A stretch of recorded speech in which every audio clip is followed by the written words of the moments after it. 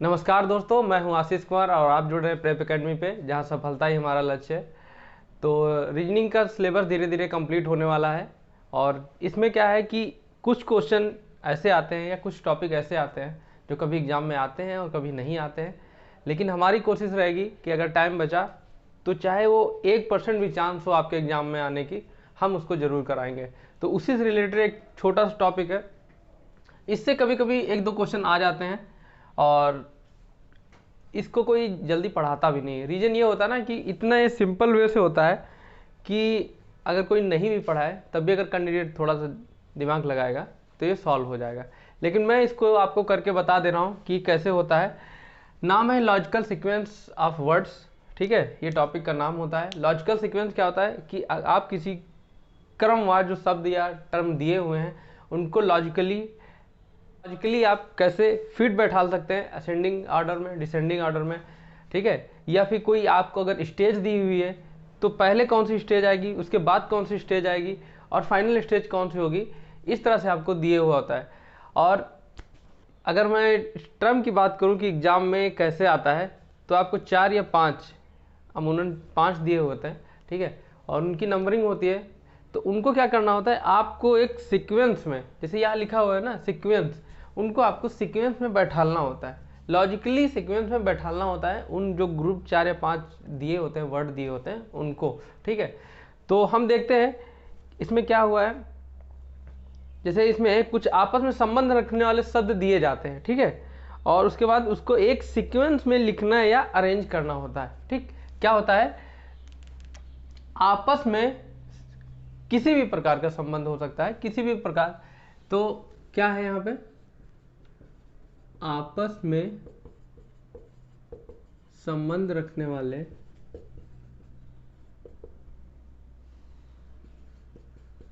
शब्द दिए जाते हैं,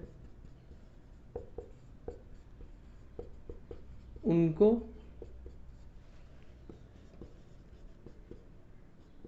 प्रॉपर सीक्वेंस में लिखना या अरेंज करना होता है।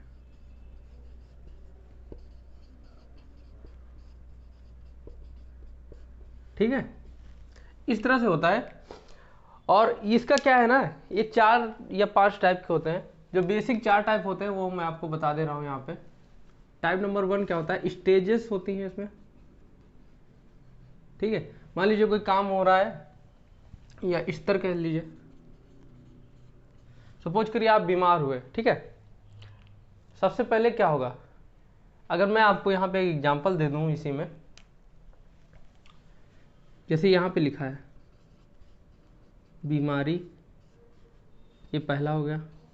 दूसरा डॉक्टर, तीसरे पे क्या होगा, परामर्श, जो भी आप कंसल्टेंसी लेंगे डॉक्टर से। उपचार, और 5वां क्या है, रिकवरी, यानी कि ठीक होना। ठीक, तो जैसे ये 5 चीज़ें लिखी हैं, तो अभी आपको क्या करना है, एक सीक्वेंस में इसको अरेंज करना है। ठीक है, ऑप्शन आपको इस तरह से दिए रहेंगे।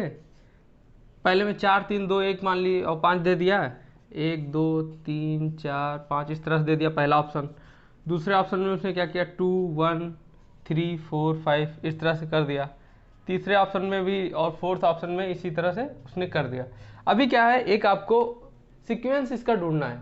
सीक्वेंस मतलब क्या है कि ये 5 दिए हुए हैं, इनको किसी भी लॉजिक पे आपको अरेंज करना है। ठीक है, और वो अरेंज कैसे होता है, अब देखिए, या तो वो असेंडिंग ऑर्डर में होगा या डिसेंडिंग ऑर्डर में होगा। अगर ऐसा कुछ नहीं दिया है तो हम ये तथ्य लगाएंगे अपने लॉजिक पे, यानी कि एक जो जर्नल होता है ना, कि एक थोड़ा कॉमन सेंस लगा के, कि अगर ये 5 चीज़ें दी हुई हैं तो इनमें इसमें सबसे पहले क्या आया होगा। ठीक है, तो क्या करेंगे आप, सबसे पहले क्या होगा, आपको बीमारी आएगी। ठीक, आप इलनेस महसूस करेंगे। If you feel illness then you go to doctor and take परामर्श, यानी टेक कंसल्टेंसी। ठीक, आप क्या करेंगे, बीमार होंगे। ठीक, जब बीमार होंगे उसके बाद आप डॉक्टर के पास जाएंगे। ठीक, डॉक्टर आपको परामर्श देगा या कंसल्टेट आपको करेगा। ठीक, उसके बाद उसकी परामर्श पे आपका उपचार होगा। ठीक, क्योंकि डॉक्टर आपका उपचार नहीं करता है, डॉक्टर आपको देखता है, आपके लक्षण देखता है, उसके बाद क्या करता है, वो आपको एडवाइस देता है, कुछ मेडिसिन लिखता है, ठीक। वो मेडिसिन लेना ना लेना आपके ऊपर डिपेंड करता है, ठीक। फिर वो क्या करता है ना, आपको दवाइयाँ लिख के देता है और बताता है कि कौन सी दवाई कैसे और किस तरह से लेनी है, ठीक। उसके बाद क्या होता है, आप ठीक होते हैं, ठीक है। तो सीक्वेंस क्या बना, सीक्वेंस देखिए यही बन गया 1 2 3 4 और 5, ठीक। ये ऑप्शन आपका सही हो जाएगा। चलिए ये एक टाइप का हो गया, ठीक है। मैं आपको टाइप बताता जा रहा हूँ और उससे एक एक एग्जाम्पल बताता जा रहा हूँ, ठीक है। इससे मुझे लग रहा है आपको कोई दिक्कत नहीं होनी चाहिए। दूसरा क्या है, ये जब किसी क्लास या ग्रुप की बात करता है, ठीक है, इससे रिलेटेड क्वेश्चन कैसे बनेगा, इसका भी एक एग्जाम्पल हमको दे रहे हैं।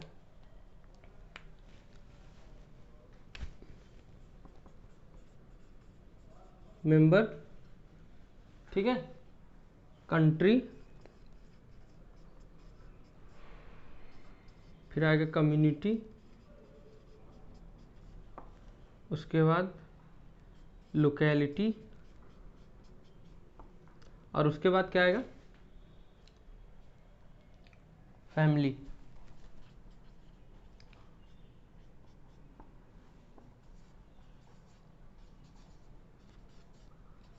ये मान लीजिए 5 वर्ड दिए हुए हैं आपको, ठीक।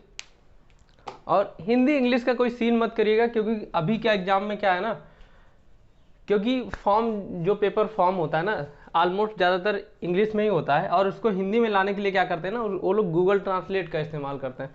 तो जो वर्ड होते हैं वो और भी ज़्यादा डिफिकल्ट या टफ हो जाते हैं। तो उसकी इतनी तो इंग्लिश या हमको लग रहा है सबको मतलब पता होता है, ठीक है। अब इसको मेंबर का अगर लिखना हो तो कोई क्या कर सकते हैं, मेंबर यानी कि मेंबर को हिंदी में क्या कहते हैं, कोई भी शख्स मान लो या किसी उसका मेंबर हो, इंडिविजुअल पर्सन होगा, ठीक है। अगर इसका हम लोग को अरेंज करना है, क्रम अरेंज करना है, ठीक है, तब कैसे होगा, देखिए कोई भी इंडिविजुअल पर्सन होगा, यानी कि मैं, ठीक, मैं एक इंडिविजुअल पर्सन हूँ, मैं मेंबर कहाँ कहाँ का हो सकता हूँ, जैसे इस कोचिंग का मेंबर हूँ, भाई को फाउंडर हूँ तो ये मेंबर हुआ, ठीक। अपनी फैमिली का मेंबर हूँ, ठीक है, और कहाँ अपनी क्लास का मेंबर हूँगा, इस कंट्री का मेंबर हो गया, इस हॉस्टल का मेंबर हो गया, ठीक, इस लोकेलिटी का मेंबर हो गया। मेंबर मतलब एक इंडिविजुअल पर्सन, एक शख्स, ठीक है। अब देखिए एक मेंबर हो गया, ठीक, ये तो आ गया पहला। अब दूसरा फैमिली, क्योंकि धीरे धीरे स्तर बढ़ रहा है, ठीक। दूसरे नंबर पे आएगा हमारा फैमिली, यानी कि 5th नंबर आएगा, ठीक है, ओके। फैमिली के बाद क्या आएगा, फैमिली के बाद आएगा कम्युनिटी, ठीक है, यानी कि तीसरा नंबर। चौथे पे लोकेलिटी, और सबसे लास्ट में आएगा कंट्री, ठीक है। समझ रहे हो आप, इस तरह से आपको इसमें अरेंज करना होता है। अगले टॉप मतलब टाइप पे चलते हैं हम लोग। तीसरा टाइप हमारा जो था क्या था, रॉ टू फर्निश। इसमें क्या होता है ना,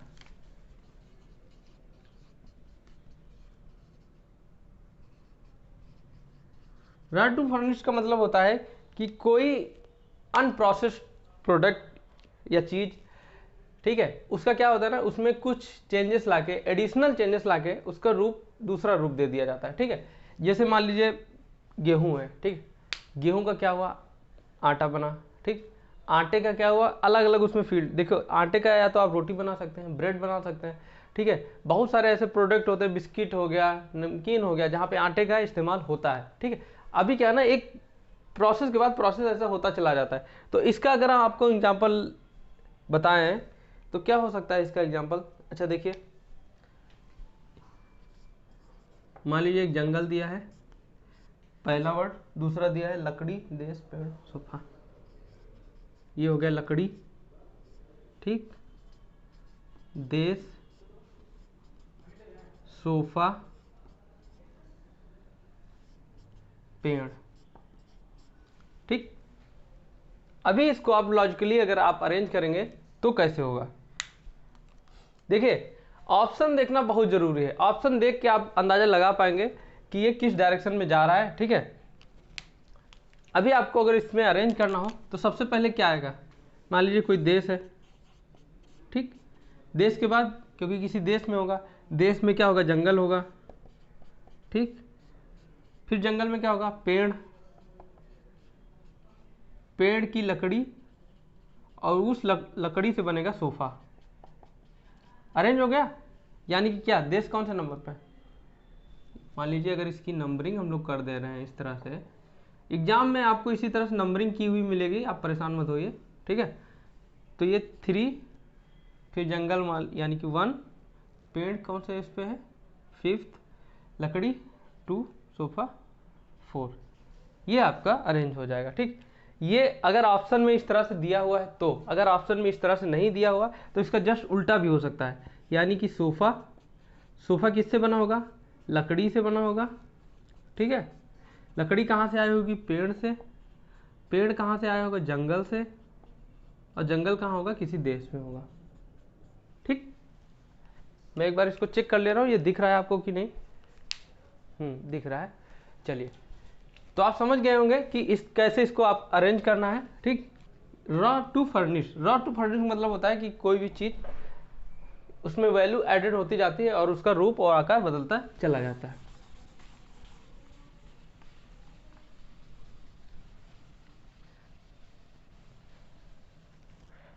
एक लास्ट टाइप आपका और बचता है, ठीक। और उसको क्या होता है ना, कुछ लोग डिक्शनरी प्रॉब्लम बोल देते हैं। क्या बोलते हैं, डिक्शनरी। डिक्शनरी मतलब क्या होता है, किस पे बेस्ड होता है, इंग्लिश अल्फाबेटिकल ऑर्डर, ठीक।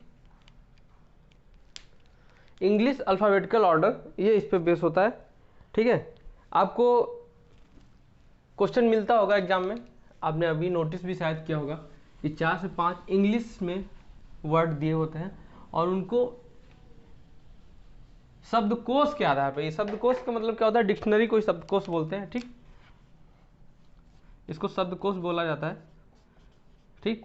अब शब्दकोश में किसी भी वर्ड को कैसे अरेंज किया जाता है आप लोग जानते होंगे, ठीक है। जो भी वर्ड इंग्लिश अल्फाबेट में पहले आता है उसको पहले अरेंज करते हैं, ठीक। उसी तरह एक सीक्वेंस बनता चला जाता है। तो इसका एक मैं एग्जांपल आपको दे रहा हूं, आप लोग समझ जाएंगे कि कैसे आता है। देखिए, पहला है डायरेक्ट, ठीक। दूसरा है डिवाइड,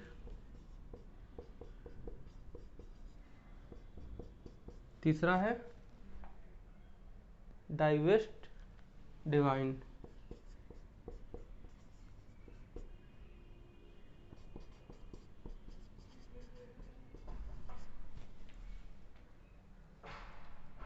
डिवीजन, 5th वन है, ठीक है। अब इसको क्वेश्चन में क्या बोला जाएगा,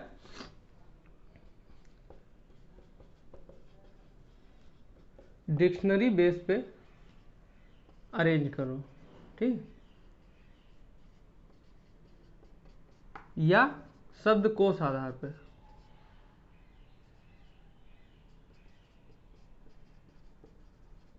आधार पर क्रम बताओ, ठीक। बहुत सिंपल होता है, लेकिन कुछ लोग क्या होते हैं ना, इसमें पजल हो जाते हैं और कंफ्यूज हो जाते हैं कि इसको करना कैसे है। तो आप ये बताइए, सबसे पहले आपको इंग्लिश अल्फ़ाबेट जो है ना उनका क्रम याद होना चाहिए। मैं जब से रीजनिंग पढ़ाना शुरू किया हूँ, आपकी फर्स्ट क्लास से लेके अभी तक, मैं ये मेरी कम से कम 27वीं या 28वीं क्लास होगी, मैं हर क्लास में आपको यही बताता हूँ कि अगर आपको रीजनिंग में मास्टर बनना है या परफेक्ट बनना है तो बहुत बड़ा एक जो काम होता है ना आसान हो जाता है, और कई सारे टॉपिक्स में आसान हो जाता है अगर आपको आपके अल्फ़ाबेट का जो एक ऑर्डर होता है वो आपको याद है, ठीक है। अगर आपको अपोजिट भी याद है तो सो फार सो गुड, लेकिन अगर नहीं अपोजिट याद हो पा रहा है तो कम से कम इसको असेंडिंग ऑर्डर में तो याद ही कर लीजिए, ठीक है। अब देखिए इसको करना क्या है, सब में डी आया हुआ है, ठीक है। तो यानी कि डी तो रहेगा ही रहेगा, डी फर्स्ट पे रहेगा, ठीक। डी के बाद जो दूसरा वर्ड है वो ऐसा वर्ड हम लोगों को ढूंढना है जो पहले आए। देखिए इसमें आई आया है, ठीक, यानी कि ये 9th प्लेस पे होता है, इसमें भी आई आया है, ये भी आई है, ये भी आई है, ये क्या है ई, ई 5th पे। तो अगर डिक्शनरी में लिखा जाएगा ये पांचों वर्ड आपको ढूंढने पड़ेंगे, तो सबसे पहले ये वाला वर्ड आपको सबसे पहले मिलेगा, ठीक, क्योंकि डी सब में आया है, सारे के सारे डी वाले ग्रुप में होंगे। डी के बाद देखा जाता है कि कौन सा वर्ड है, और जो वर्ड पहले होगा वो सीक्वेंस वाइज चलेगा, ठीक। ई 5th पे आता है, आई 9 पे आता है, मैं फिर बता रहा हूँ, आपको ऑर्डर याद होने चाहिए। तो डिवाइन इन पांचों वर्डों में सबसे पहले आएगा, ठीक। अब देखिए थर्ड वाले पे चलते हैं, यहाँ पे आर है, वी है, वी है, वी है, यहाँ पे भी वी है। अब देखिए, अब वी और आर में अगर आप कंपेयर करेंगे, थर्ड प्लेस की मैं बात कर रहा हूँ, फर्स्ट वाले पे तो सब सेम है, सेकंड वाले पे 4 में आई है, एक में ई है, तो ये पहले पे आ जाएगा, ठीक। अब थर्ड वाले जब वर्ड की बात करते हैं तो आर यहाँ पे है, बाकी सब में वी है, ठीक, यहाँ भी वी है। अब ये आपका डिसाइड हो गया है, इसको आपको काउंट नहीं करना है, यहाँ भी वी है, ये भी वी है, ये भी वी है, ये आर है।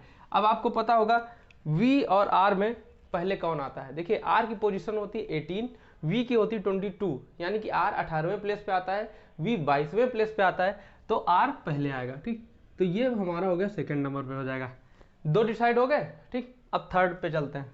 अब देखिए 3 वर्ड तक तो हम लोग देख चुके हैं, चौथा वर्ड क्या है, ये सिलेक्ट हो गया, ये भी सिलेक्ट हो गया। अब इनमें चौथा वर्ड देखो, देखो आई है, ई है, आई है, आई है। अब देखिए अभी हम लोगों ने देखा था ई आई के पहले आएगा, क्योंकि ई 5वें प्लेस पे होता है, आई 9th प्लेस पे होता है, ठीक। तो कहाँ गया हमारा, ये 4th प्लेस पे ई है ना, तो ये हमारा थर्ड वर्ड हो जाएगा। इन पांचों में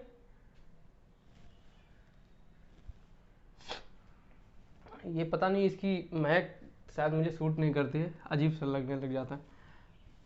तो इन पांचों में ये थर्ड प्लेस पे आएगा, ठीक है। अब देखिए फोर्थ की बात, फोर्थ किसको हम चूज करेंगे, आई यहाँ भी है, आई यहाँ है, यहाँ एस है 5वें पे, यहाँ डी है, ठीक।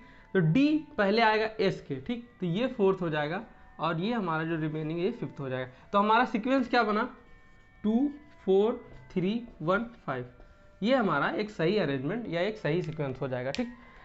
तो दोस्तों छोटा सा टॉपिक था, एक क्वेश्चन आपको इससे जरूर मिलता है, ठीक है। और प्रेम सर उस दिन ये देख लीजिए आप, पीसीएस का पेपर है, सी सेट का, इसमें भी एक क्वेश्चन इससे रिलेटेड आया था, तो उन्होंने कहा था इसको करा दीजिएगा, ठीक, क्योंकि आपको पता होना चाहिए कि अगर ये पीसीएस प्री का पेपर है और उसमें ये क्वेश्चन आया है तो इस टॉपिक का क्या महत्व रखता है आप लोग जान लीजिए, ठीक।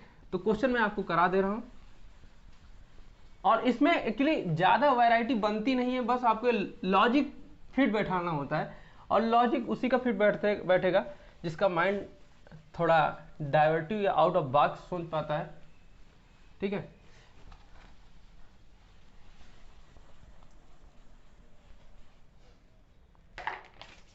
क्वेश्चन है, मैं आपको इसी में दिखा दे रहा हूँ, अगर दिख रहा हो, ये क्वेश्चन है 100th नंबर पे है, और पेपर सीरीज जो है सी है, ठीक है।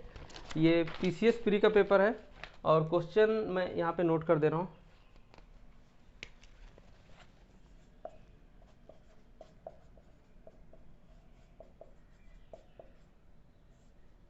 निम्नलिखित को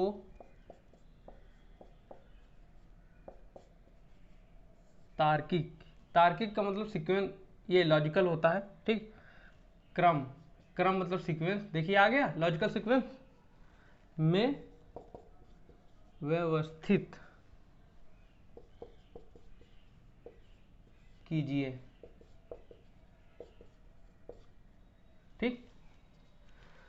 राइटिंग पे मत जाना दोस्तों, क्योंकि इस पे थोड़ा डिफिकल्ट होता है लिखना। पहले पे मेढक है, दूसरा, तीसरा, चौथा, पांचवा, ठीक है। फिर है बाज, ठीक। फिर है टिड्डा, फोर्थ पे है सांप, यानी कि अपना स्नैक, घास, आई हैव स्नैक फोबिया। तो ऑप्शन मैं आपको लिख दे रहा हूँ, ठीक है। ऑप्शन क्या है, 1 3 5, 1 3 5 2 4, ये पहला ऑप्शन है। दूसरा ऑप्शन है 3 4 2 5 1, 3 4 2 5 1, ठीक। तीसरा ऑप्शन है 5 3 1 4 2, 5 3 1 4 2।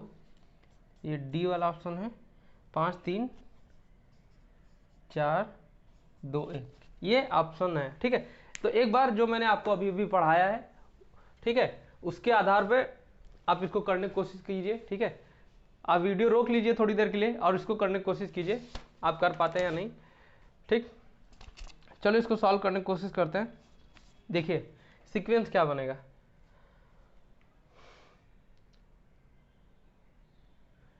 इसमें जो एक ऐसा पर्सन ढूंढिए, ठीक, जिसके ऊपर कोई अटैक ना हो रहा हो। ठीक है, देखिए सांप, क्या सांप का शिकार कौन करता है? बाज करता है। ठीक है, बाज का शिकार करने वाला इसमें कोई नहीं है, तो या तो 2 सबसे पहले आएगा या सबसे लास्ट में आएगा। ठीक, तो 2 सबसे पहले तो कहीं है नहीं, सबसे लास्ट में एक में है।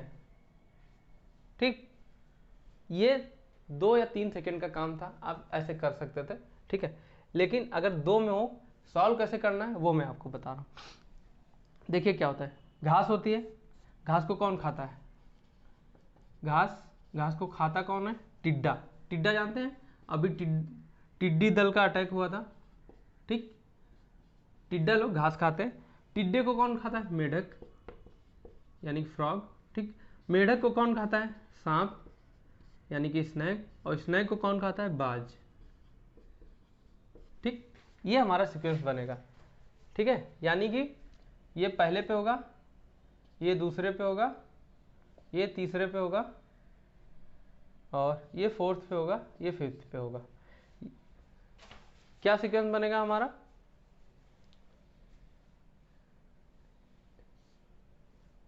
यानी कि 5 सबसे पहले आएगा।